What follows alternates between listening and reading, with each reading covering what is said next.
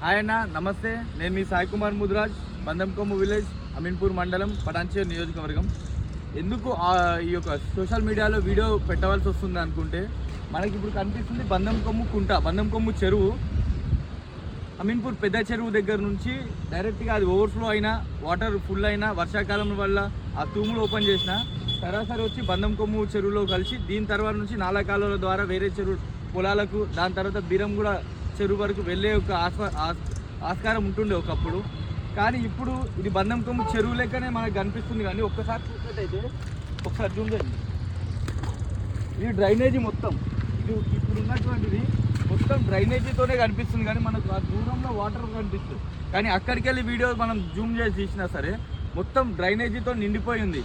చుట్టూ ఉంటున్నటువంటి కాలనీల డ్రైనేజీ తీసుకొచ్చి ఇందులో కలిపేసిరు. ఈ రోజు ఉన్నటువంటి చెరువు మన రికార్డ్ ప్రకారం 2005 రికార్డ్ ప్రకారం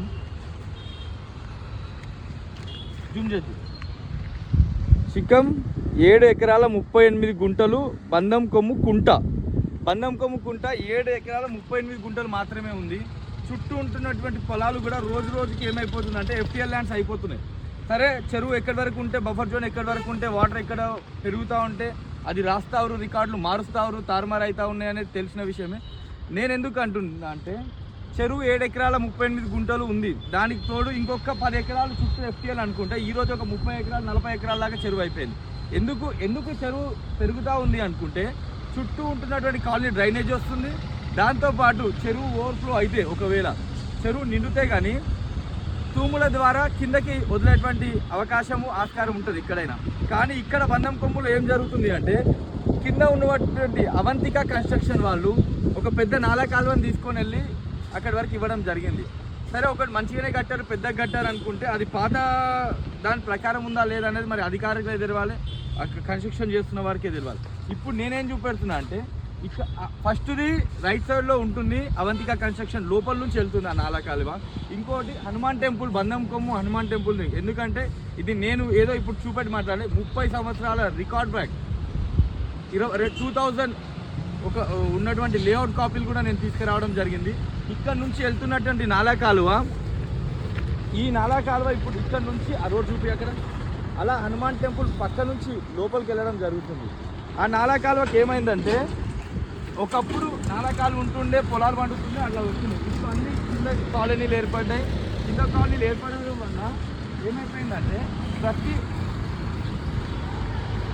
కింద కాలనీలు, టీచర్స్ కాలనీ, మైత్రి వ్యాలీ, శుభం కాలనీ, మరియు వెంకటరమణ కాలనీ, వీరారెడ్డి కాలనీ, అలా ఒక 20-30 కాలనీలు కింద ఏర్పడడం జరిగింది. కానీ ఏ ఒక్క కాలనీలో కూడా ఈ యొక్క నాలా కాలువ కనెక్షన్ లేదు.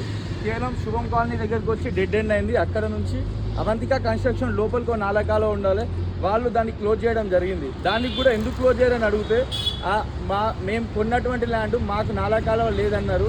అధికారులు కూడా దయచేసి స్పందించి ఆ నాలా కాలువ ఉన్నటువంటి రికార్డులు చుట్టూ ఉన్న కాలనీ వాళ్ళ దగ్గర ఉన్నాయి. ఎందుకంటే ఇది పొంగినట్టయితే ఇప్పుడు ఆ చెరువులో వాటర్ మొత్తం ఇలా వెళ్ళి ముందు కాలనీలోకి ఇవ్వడం జరుగుతుంది. ఈ సైజు ఉన్న కాలువ ఆడ 3 ఫీట్లు అయిపోయింది, తర్వాత 2 ఫీట్లు అయిపోయింది.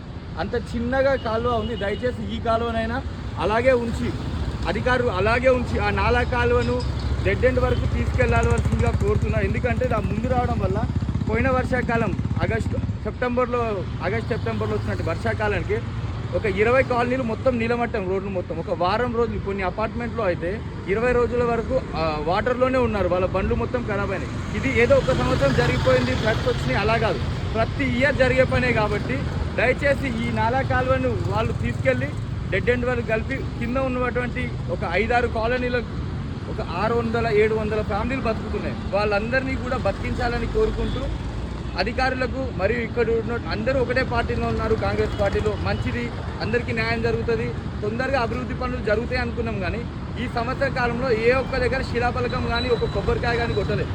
వాళ్ళు కొట్టుకొని చేయడానికి కూడా టైం సరిపోతుంది. కానీ ప్రజలకు ఏ ఒక్క మంచి పని చేయలేదు. ప్రతి ఒక్కరు ట్యాక్స్ కడుతూ పన్నులు వసూలు చేసేది ప్రజల నుంచి. ఈరోజు అట్లా ఒక 500-600 ఫ్యామిలీలు వర్షం నీటి వల్ల ఇబ్బంది పడుతుంటే, అవుట్లెట్ ఇంకొక కొన్ని రోజులు అయితే అది కూడా ఉండదు.